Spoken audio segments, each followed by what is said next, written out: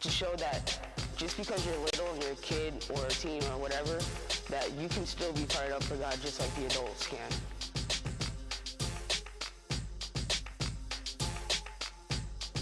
When you're united for Christ, you're always ready to share the word with other people. Hey, how's it going, everybody? Tyrone Smith, the youth minister here at the Church Without Walls. I'm super excited to get this thing going as we close out the Can You Hear Me Now series. Harmony, can you hear me? Yes, I can. Good deal. Hey, so remember, let your friends know, let everybody know, like, subscribe, or share. We're about to close this series out, and it's about challenge you in regards to being and knowing that God has called you to do great things, but can you hear him? But the key is, how will you respond? Harmony, you ready to get this thing going? I'm very ready. Give the people what they want.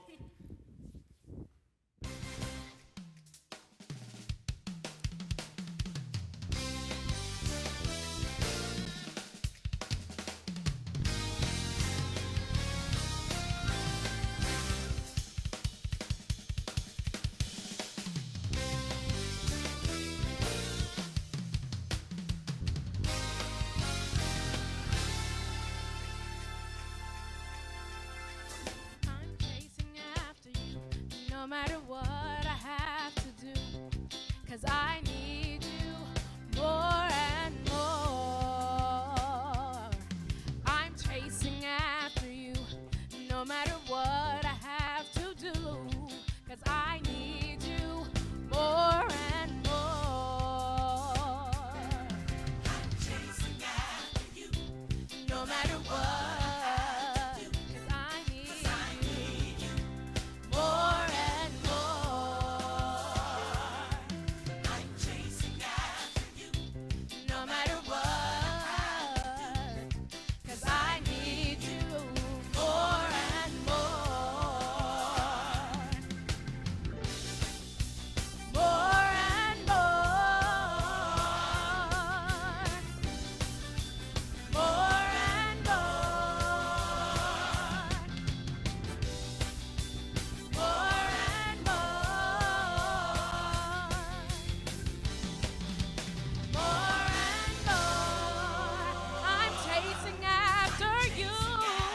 No matter what, 'cause I need you more and more. Yeah, yeah. I'm chasing after you, Lord, 'cause I need you more and more. More and more. More and more.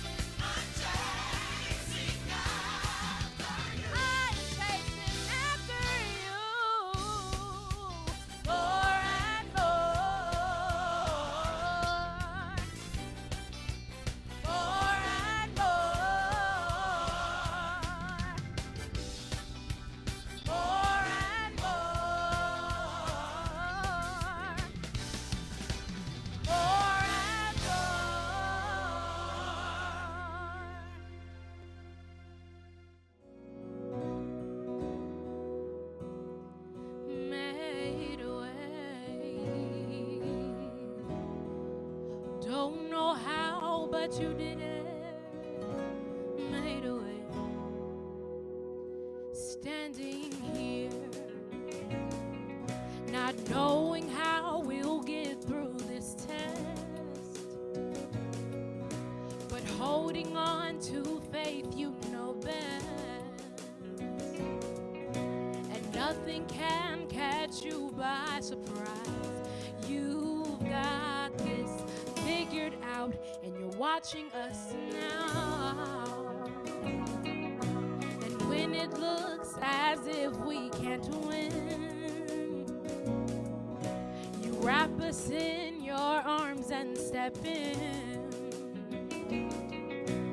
Everything we need you supply. You've got this in control, and now we know that you made a way.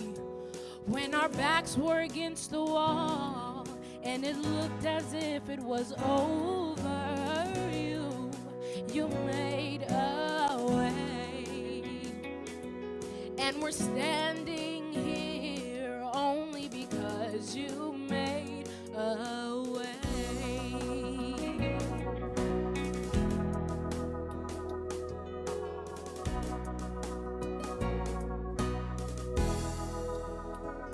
And now we're here, looking back on where we come from. Because of you and nothing we've done to deserve the love and mercy you've shown, but your grace was strong enough to pick us up. Oh, you made a way. When our backs were against the wall and it looked as if it was over, oh, you made a way. And we're standing here only because you made a way. You made a way. When our backs were against the wall and it looked as if it was over, oh, you made a way.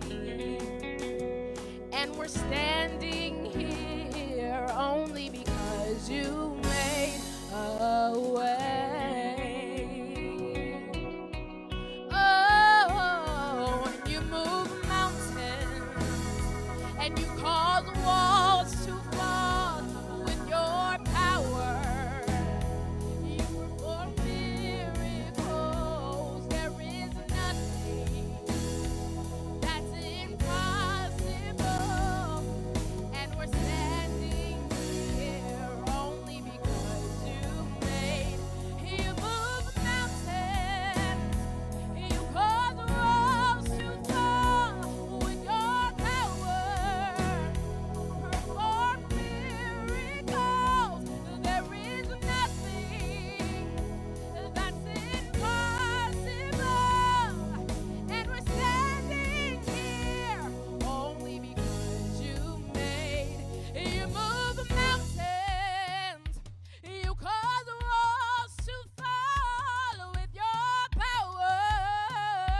Perform miracles. There is nothing that's impossible. And we're standing here only because you made. And we're standing here only because you made. We're standing here only because you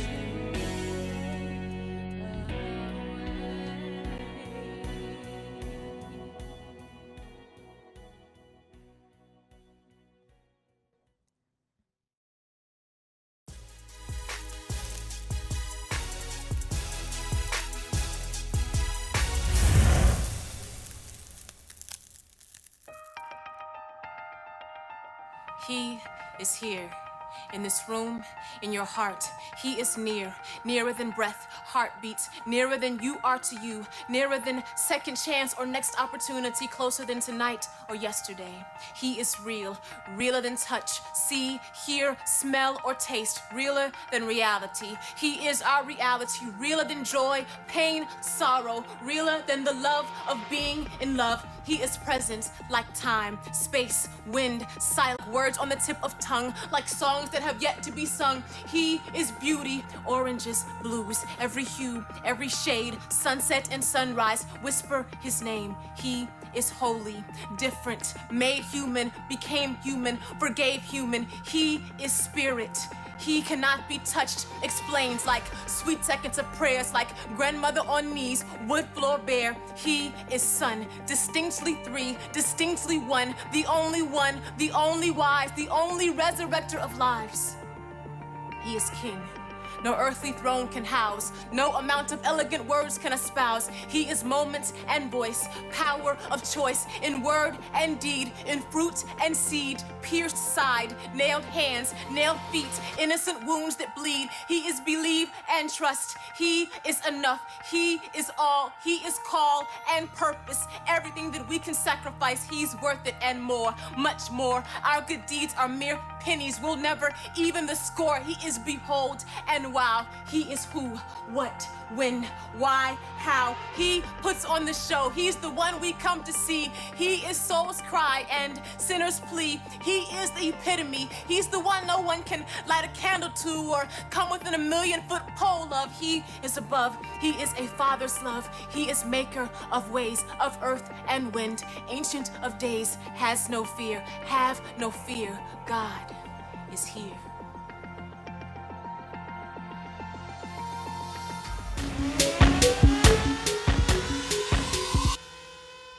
Hey, how's it going, everybody? I'm really excited, man, to actually close out this particular series. Can you hear me now? It's been a phenomenal past 4 weeks where we talked and dialogued and discussed about what it truly means to actually hear from God. Yes, I know you're actually checking me out and like, man, does the brother have a bullhorn in his hand? Yes, I have a bullhorn. And the reason why I actually have this bullhorn, because there was a point I wanted people to hear me. Yes, I needed them to hear me like loud and clear, like very clear. So I actually had a bullhorn. You may be asking, like, man, why did you need a bullhorn? When did you need a bullhorn? Have you ever coached middle school kids? Think for a moment. Maybe, maybe not. But if you've never coached middle school kids, you will have no idea what I'm talking about. So here it is. My wife and I, we're the volunteer coaches at our son's school. We're the middle school track coaches. And so we support the track team. And then, like, I'm trying to get the kids' attention, right? I'm, like, yelling and I'm screaming at my loudest, and yet these kids could not hear me. And I told my wife, I said, you know what, Monica? We have about 4 bullhorns. Yes, we have 4 bullhorns in our garage. And don't ask me why, but we have 4 bullhorns. And this is like the largest of the bullhorns that we actually have. Yes, and so I told my wife, I said, you know what, Monica? I'm going to get the largest bullhorn, and I'm going to take it to practice, the one with the little mic on it. And I'm going to make sure I have the bullhorn with the supersized batteries so the kids can hear my voice clearly. She's like, Tyrone, really? I'm like, yes, I'm taking the bullhorn. So I took the bullhorn to track practice. And I'm ready to start calling kids' names so they can hear and understand my instruction in regards to my guidance on the track. You know, arms and knees. I need your knees, toes up. I'm trying to bark out instructions. And my bullhorn didn't work. I put brand new batteries in the bullhorn. This is the biggest bullhorn in the Smith household, and I was unable to use it. But I needed it to work. And my wife, she was like, Tyrone, like, really, what you got to understand, it's all about the relational capacity. I'm like, what do you mean? She's like, it's the relational capacity. I'm like, okay, she's getting spiritual right now. She's like, what you got to understand, Tyrone, by you connecting and engaging with the students over the next couple of weeks, and they get to know you and you get to know them, by you spending quality time with them, they will know your voice. They will hear you call, and they will answer. You won't have to yell. You will not have to scream. You will not have to get one of the 4 bullhorns that we actually have at our household and get the biggest one, by the way. Just relax, spend time, connect, and engage with the young people. And I can assure you, based on your relational capacity, they will hear you, right? They would answer the call, they would heed instructions, and they would be okay. And I was like, thank you, beautiful wife of mine. And so think about this. With this particular series, it is titled, Can You Hear Me Now? And God didn't use the bullhorn when he got Moses' attention, Paul's attention, or Samuel, or countless others in the Bible. Just a voice, sometimes a whisper, but a voice. It wasn't a loud, booming voice, but it was a voice. And this series is really designed, as we talked about before, to really understand and know the call that God may have for you in your life. And we're going to just do a recap over what we talked about for the past 4 weeks and how Jesus called others, how God called others. And it was done in such a unique way. And remember, when he calls them, number one is because he has a relationship with them, when he called them by their name. But in this series, he called individuals by their name twice. That means he has a close relationship with them. And whatever it is he's going to say was super important. And so what I want y'all to think about for a moment, when you think about, can you hear me now, and the call that God may have for any one of you, is more so about how do you respond. Think about that. It's all about how do you respond. And we're going to read today's scripture, and we're going to see how a couple of individuals responded. And I'm going to break down the acronym for respond to give you biblical guidance, knowledge, and understanding about how you should respond and things that go into your response, all right? So we're going to read from Matthew 4, verses 18 through 22, all right? As Jesus was walking beside the Sea of Galilee, he saw two brothers, Simon, called Peter, and his brother Andrew. They were casting the net into the lake, for they were fishermen. Come, follow me, Jesus said. I will send you out to fish for people. At once they left their nets and they followed him. Going on from there, he saw two other brothers, James, son of Zebedee, and his brother John. They were in a boat with their father Zebedee, preparing their nets. Jesus called them. Immediately they left the boat and their father, and they followed him. Now you have these men that become disciples. And here it is, God in the form of man, and Jesus, he actually go and he calls them. He said, man, stop what you're doing. I need you to roll with me. They stop what they're doing, and they follow him. And then he goes to another set of brothers. He tells them, even though you're with your father, dude, I know that's your dad, but I need you to stop what you're doing, and I need you to follow me. And they stopped what they were doing, and they followed him. I'm like, man, could you imagine, though? Think about that. I'm a dad. I have two boys, TJ and Tyler. And then some man just like rolled up. It was like, TJ and Tyler, I need you to stop what you're doing. I need you to follow me. And I'll be like, oh, yeah, I y'all mind. But Jesus, man, he had it like that. God in the form of man, he actually had it like that. So here it is, you have two sets of brothers that responded. Okay, cool, we're going to follow you. But not everybody respond like that. If God is calling you, how do you respond? If God is challenging you, how do you respond? And what we're going to do today, we're going to break down the stories that we covered over the past couple of weeks, and we're going to break down in regards to how you should respond. Number one, when you think about respond, it's about realization. It's about realizing that God has a purpose and a plan for you. If God calls you in a unique way, and we're going to talk about some of the unique ways here shortly, it's about realizing and knowing that God has a purpose and a plan for you.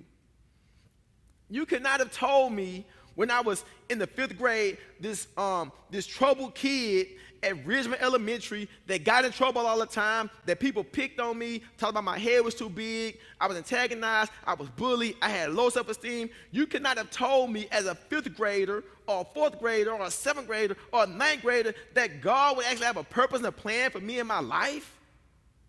that wasn't my reality. So I thought. But I need each of you all to realize and understand and know that in your life, I need you to realize that God has a purpose and a plan for you. But it's about you being open, honest, genuine, and real with knowing that God has a purpose and a plan for you. Realize that. But yet I can say, realize that, and a lot of you all out there will come up with excuses. Yes, some of y'all will come up with excuses, like Moses in Exodus. He had excuses, and he made many excuses. And God came to him in the form of a burning bush, and he told him, I want you to go to Egypt. I want you to free my people, right? I want you to go to Egypt. I want you to challenge Pharaoh and tell him he's going to free my people, and you're going to lead them, right, on this great escape. And Moses was like, dude, like, I'm not even like qualified. Excuse. But here it is. God is calling him. And when you think about your life, is God calling you to do something, but you're constantly coming up with excuses? Moses came up with all the excuses. He was like, man, what will I say? I stutter all the time. I don't have the best vernacular. I'm not the smartest. I'm not the coolest. I'm not the best person that should do this job. I think you should actually go and get somebody else. Excuses. And a lot of you all make excuses. Why not understand and know that God can use you in a tremendous way? Why not put your selfish thoughts aside and put God at the center and see how much better that you will be as a person? Realize the purpose and the call and the plan that God has for you, but you don't have to make excuses. People constantly make excuses. But maybe some of y'all are like shocked. Like, man, you know, like, how could God actually use me, right? I'm shocked. You're shocked. Maybe like Paul. Paul was shocked. Could you imagine Paul's story in Acts? Paul of Tarsus, who used to be called Saul, who persecuted Christians because he didn't believe anything about the Father, the Son, and the Holy Spirit. He was like, man, I'm going to kill everybody that believe. You know, he just killing people, just done with them. But yet he had to take this journey to Damascus. And on the road to Damascus, he was hit by this bright light. And he heard his voice. And he was shocked.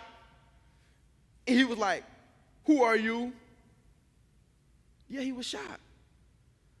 God may be calling you to do something right now based on where you are, based on what you're dealing with, going through, and experiencing. But he may reveal himself unto you in such a way that it may shock you. Somebody may come to you and say something like, man, a girl, man, I believe that you're going to do something special with your life.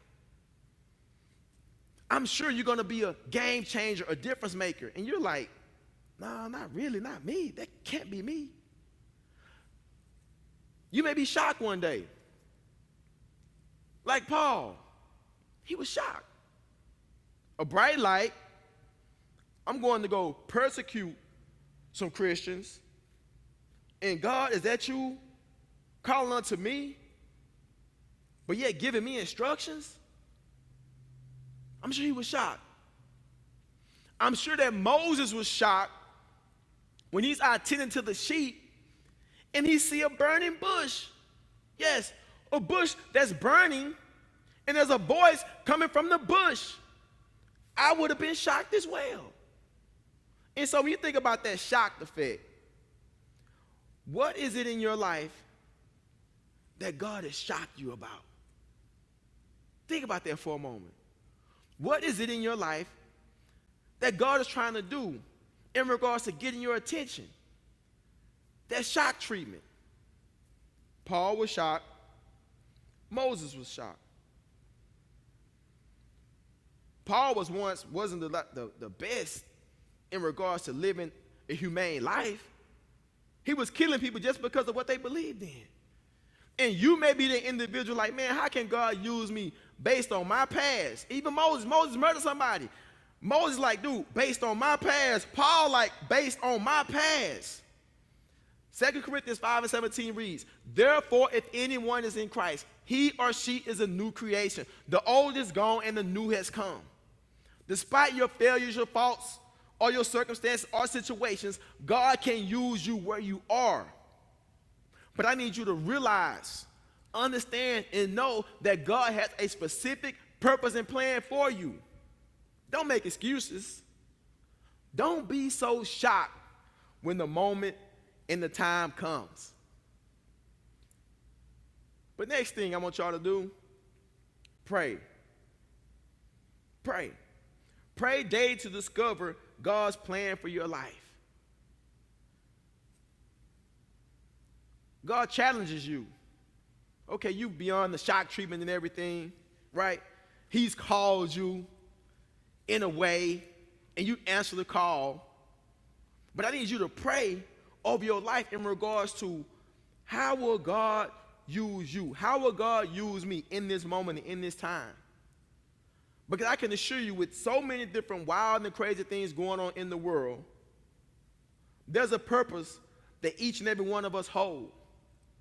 But we need to pray for guidance, for wisdom, and understanding in regards to the direction that God will give unto us in regards to the big picture things that we may need to do. To pray is have an intentional, genuine conversation with God. What's on your mind, what's on your heart, because he already knows what's on your mind and what's on your heart, but it's about you being intentional about having this open communication in prayer and dialogue and discussion with God, because why? It's necessary. It is necessary for you to respond to God in prayer.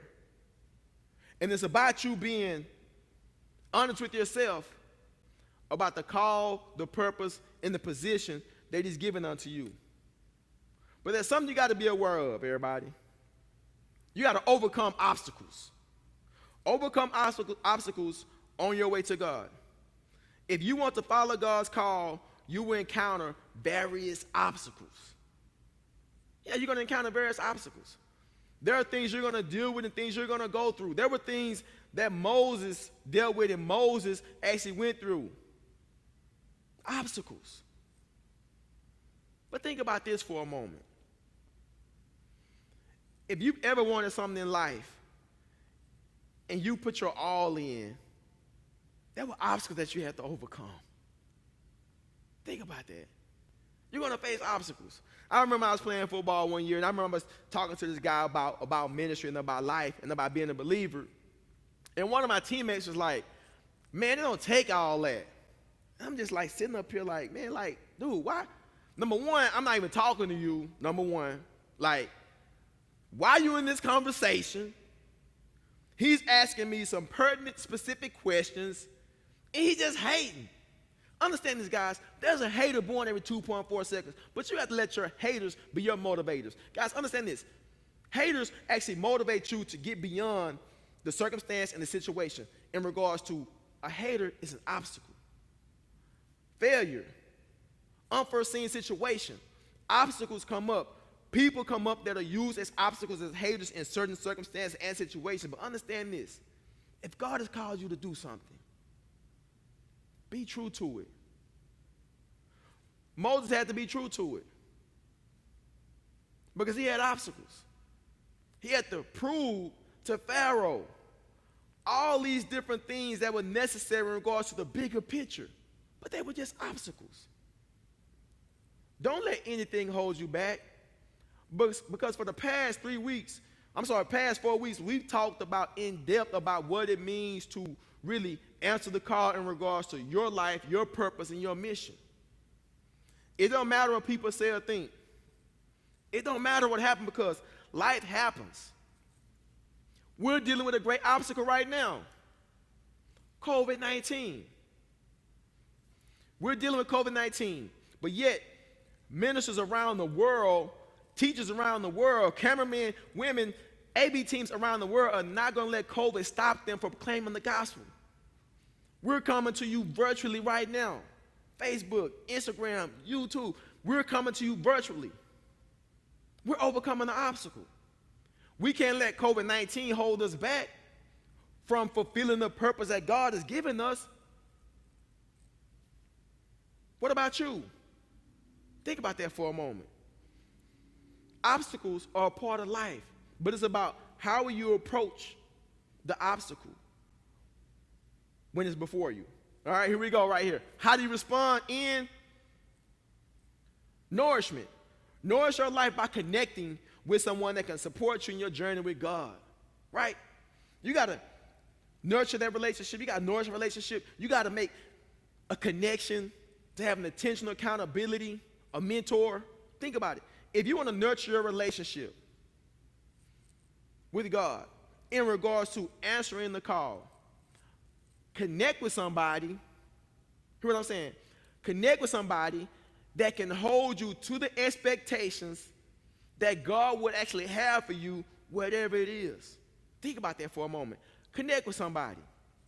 For me, when I think about my connection in regards to my journey to ministry, I think about my coach, Dennis Brantley. He was my 8th grade coach. And the thing about this particular man, I really appreciated everything about him because he was a believer. He loved the Lord. He loved his family. He was athletic. He's my track coach. And he was just like all about doing things the right way. So he was like my first mentor and accountability partner in ministry because he invited me to a Bible study as an 8th grade student.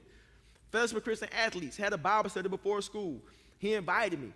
He said, Tyrone, come to our Bible study. I'm like, man, Bible study is at 6:30 in the morning before school. I'm not coming to school extra early for Bible study. He was like, Tyrone, we have free donuts and orange juice. I was like, dude, sign me up. I will be there. How many donuts can I get? Can I get a dozen?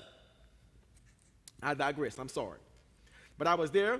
But I had no idea that free donuts and orange juice was going to change my life. And so here it is. The donuts and orange juice changed my life. I connect with Coach Brantley. I connect this and have this nurturing relationship in regards to growing spiritually as a young man. I found my life scripture, Proverbs 3:5-6, by being a part of the study. Proverbs 3:5-6 reads, trust in the Lord with all your heart and all your ways. Acknowledge him, for he will lead your way and direct your path. So I'm connected with Coach Brantley. He's my mentor. He's my accountability partner.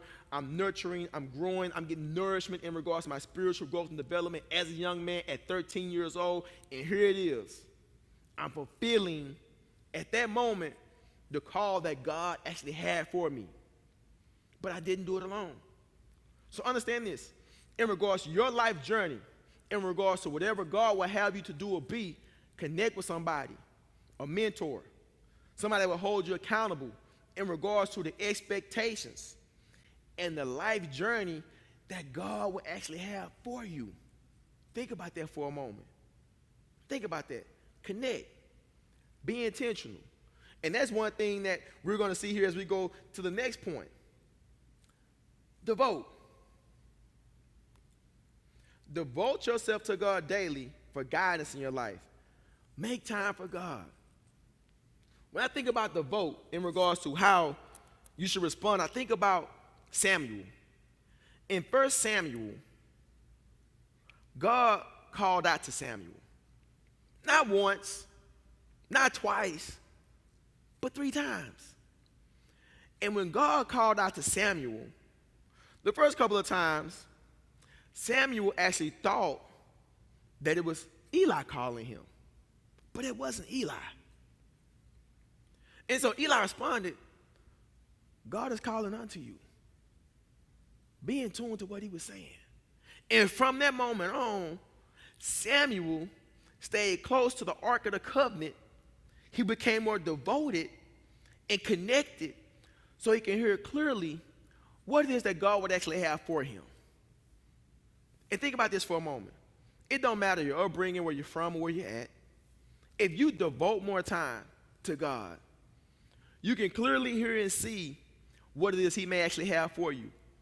Despite the fact that we live in a noisy world, it's about you understanding and knowing your devotion is key.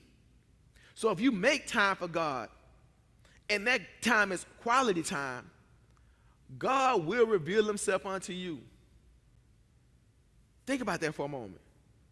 If you spend intentional quality time, look at Paul, who used to be Saul. Moses, Jonah, David, Samuel, Martha, Mary. I mean, the list goes on and on. But they all devoted their time. And once you devote your time, you respond in such a way where, yeah, you realize you're not overcome by excuses. You know what I mean? Yeah, there may be some shock, but you have time to pray, right? And you can't overcome those obstacles because why? You prayed. But yet, there's a nurture relationship because you have nourishment because why? You've devoted time. Can you hear? But it's hard to hear if you haven't made a decision. So if you're tuning in today and you feel led to make a decision for Christ for the very first time, to give your life unto him, to surrender, to give all, because your way hasn't been working. You're like, Father, I give it up, I surrender, because my life isn't going the way that it should go. So if you feel led to respond to today's message, it's about you realizing and knowing that you have the capacity to give your life to Christ today by making a decision to say, I want to win. So if you feel led to make a decision for Christ, I want you to know that this could be your day, this could be your moment in your time. And all you have to do is respond by giving yourself away. Let all those things that have actually held you back from being the best version of yourself, let them go. God is waiting. So today, if you feel led to make a decision for Christ, this could be your moment and this could be your time. Or maybe you're tuning in today and you feel led to rededicate or recommit your life to Christ. It's about you right now. If it's right to be in relationship and fellowship and wrong to be out of relationship and fellowship, hey, hit the reset button. And know that as a church and as a ministry, we're here to help, support, and receive you in your journey. Or maybe you're tuning in today and you feel led to make a decision to join the church membership here at the Church Without Walls. Hey, we're here to accept you and receive you virtually. So if you're here to give your life to Christ today virtually, rededicate your life to Christ, or be a part of the church membership, we celebrate you. We give you a virtual handshake, a virtual hug, a virtual round of applause. And what I want you to do, I want you to go to churchwithoutwalls.org and go to the guest tab, all right, and click accept Christ or join the church. And somebody from our assimilation team will connect and get you going with everything that we have going on here at the Church Without Walls. So we just thank you for making the decision that you've made, and we celebrate you. It's truly an honor and a blessing that you're with us here today, and we thank you. Hey, thanks for tuning in today, man, for being a part of this special message as we close out the Can You Hear Me Now series. It's been a phenomenal moment in time and opportunity to really dive deep into moments and times biblically where God called individuals personally by their name. And if that's you, man, hey, heed the call.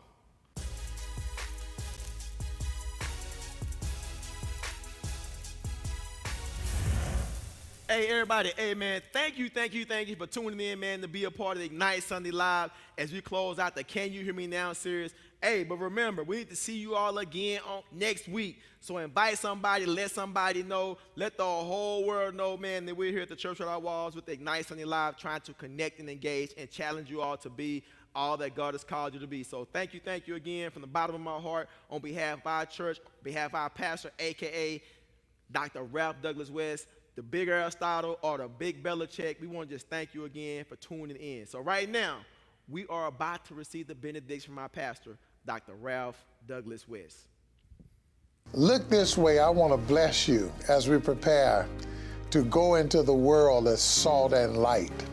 And didn't we have a marvelous worship experience today? We are so fortunate to live in an age where we have this kind of technology, where we can bring the gospel of Jesus Christ into your home. In fact, a theme we can use is bring God's house to your house. The Lord bless you and keep you. The Lord make his face smile upon you and be gracious unto you. The Lord lift the light of his countenance on you and grant you his peace. And may the Lord bless you when you go out and come in, when you rise up early and settle late, in your labor and in your leisure, in your laughter and in your tears, until that day when we shall stand at the feet of Jesus, where there's no sunrise or sunset. Be encouraged.